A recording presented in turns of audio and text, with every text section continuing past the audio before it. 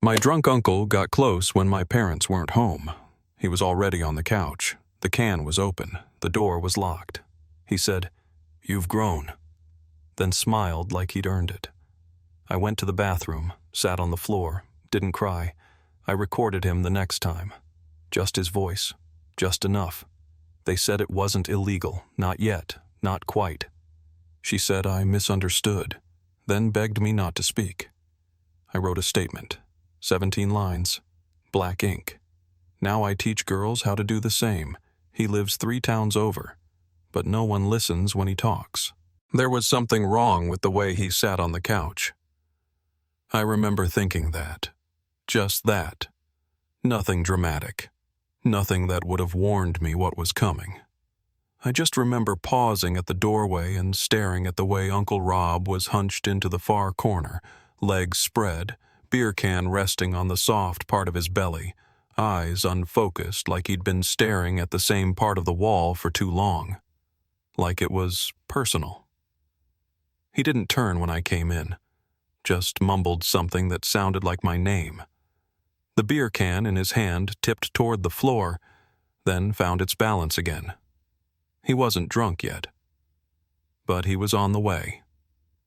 "Hey," I said, standing awkwardly by the kitchen bar, holding a bag of chips and a half-finished Sprite. "You good?" He grunted. I didn't take it personally. Uncle Rob had a talent for being 3 things at once: silent, invasive, and entitled. My mom used to say he'd been like that since they were kids. She always excused it with a sigh and an eye roll. "He's just lonely," she'd say. "And he drinks too much." It was the weekend of my parents' anniversary trip. They'd left that morning for 2 nights at the lake, some resort with a deck and no kids and too many wine tastings. My mom kissed my forehead and reminded me to double lock the doors. My dad gave Uncle Rob a tight handshake and muttered, "Don't fall asleep with a cigarette in your mouth again." That was the only reason Rob was here. Babysitter in name only. I was 17, not 6. I didn't need a babysitter, but my mom insisted. "He'll just stay in the guest room and make sure everything's okay. You'll barely notice him." I noticed. I noticed he'd brought 6 packs of cheap beer and a duffel bag he hadn't unpacked. I noticed he'd already left his slippers in the hallway and his ashtray on the counter. I noticed he watched me longer than he used to. I told myself it was nothing. That night, I heated up frozen pizza and sat on the far edge of the couch, scrolling my phone, pretending not to smell the alcohol on his breath. He was watching something on TV.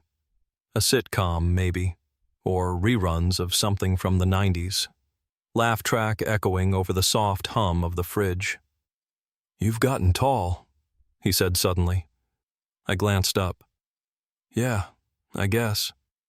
"Like your mom was at your age," he added louder. I didn't answer. He reached for another beer. His hand missed the can, then found it. His fingers were thick and red and trembling a little. The kind of tremble that comes from long years of drinking, not nerves. He cracked it open and leaned back. "You got her nose, too. Pretty little thing." I paused mid-scroll. My thumb hovered in place. I didn't look at him. "Your mom," he added, a little too quickly. "Always had that soft kind of face, like someone who's never been hit." My stomach turned. I put my phone down and stood up. "I'm gonna take a shower." Yeah, he said, waving me off. "Don't let the water run too long. Septic's touchy." I walked down the hallway and locked the bathroom door behind me. Ran the shower for 10 minutes without stepping in, sat on the closed toilet lid in a towel and just breathed. There was no moment, no scream, no camera-ready scene. It was all slow, a creeping thing. After the shower, I went to my room and wedged a chair under the doorknob. Not because I thought he'd come in, but because I wasn't sure he wouldn't. The second day was worse. He drank earlier, started around noon. I heard the hiss of a can while I was making eggs. He didn't talk much. just watched me from the table, eyes flicking from my hands to my hair to the hem of my shorts. I wore a sweatshirt after that, even though it was hot. "Did your mom tell you I used to coach her softball team?"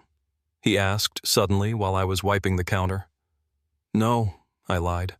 "She was fast," he said. "Not strong, but slippery, like you." I stared at him. "I don't play sports." He smiled without teeth. "Bet you'd be good at hiding." That night, he passed out in the recliner.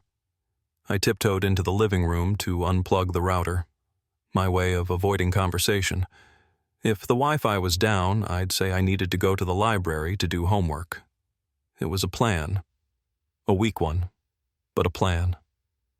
When I reached for the outlet, he stirred, opened one eye, then both. "You don't gotta sneak," he mumbled. "I'm just unplugging the router." "Come sit a second. I'm tired." He patted the cushion beside him. "Just a second." I stood frozen, my spine stiff. I could hear the refrigerator humming behind me, the wall clock ticking 1 second too loud. "I'll see you in the morning," I said, turning. That's when he spoke lower. Just one sentence, slurred but clear. "You think you're better than her, but you're not." I stopped in the hallway. "What?" I whispered. He shifted in the chair, licked his lips. "Your mom. She acts clean, but she's not. She let me touch her too." The words hit like a rock to the chest. I didn't scream. I didn't cry. I just walked into my room, locked the door, and sat on the floor with my back to the wall. I stared at the window, at the corner where the curtain didn't fully close, and I stayed there until morning. When my parents came home, I said nothing. My mom hugged me. My dad unloaded the car. Rob left without a word. But that night I couldn't sleep, because every moment replayed in my mind. The laugh track, the beer, the pat on the cushion, and that sentence. She let me touch her, too. I didn't tell anyone for a week, not because I wasn't sure what happened, but because I was too sure. His words clung to me like smoke. I heard them when brushing my teeth, felt them when I reached for cereal. She let me touch her too. I watched my mom more closely. The way she flinched when he texted, the way she avoided saying his name. So I asked, quietly, just once, "Did Uncle Rob ever do something to you?" She froze, then lied. "No, of course not." But I saw it, the crack, the inhale, the way she blinked too hard, like dust had hit her eye. That's when I knew she wouldn't protect me, so I protected myself. I set up my phone to record when I was in the living room, just in case. Left it face down. He visited again the next weekend. To drop something off. He didn't try anything, but he watched me the same way. When he left, I checked the audio. He said under his breath, "Just a matter of time." That was enough. I took it to a counselor at school, then a social worker, then the police. The hardest part wasn't his voice on the tape. It was watching my mother cry, not because of him, but because I told. The officer was kind, but clinical. He asked for the recording. I gave it to him. He asked if anything had happened physically. I said no. Then he asked if I thought something would have. I paused, then nodded. That's when it became real. When I gave a formal statement. When they wrote it down, black ink on white paper. When left alone with minor, subject made statements of intent, suggestive of grooming behavior. They didn't say his name at first, just subject. But I wrote it myself in the last box. Robert Miller, my mother's brother. They called my parents in. My dad went silent. My mom turned to me, wide-eyed, and whispered, "You misunderstood him." It felt like being slapped. I left the room, waited in the hallway, staring at the speckled floor tiles. 20 minutes later, a detective came out. "Your dad's filing for a restraining order," he said, "against your uncle." He hesitated. "Your mom's going to need more time." That night, she sat in the kitchen, staring into a cold mug of tea. "I didn't protect you," she said. I didn't answer, because I wasn't sure which you she meant, me or herself. After the court filing, everything changed, but nothing actually did. The doors still creaked the same. The fridge still hummed. My shoes still sat in the same pile by the stairs. But something inside me had gone dry, flat, like grief had pulled all the air out and left silence in its place. My dad started treating me like something fragile, asking if I was okay every time I walked into the room, hovering behind me when I made toast. One morning I found he'd taken the batteries out of the doorbell because he didn't want any surprises.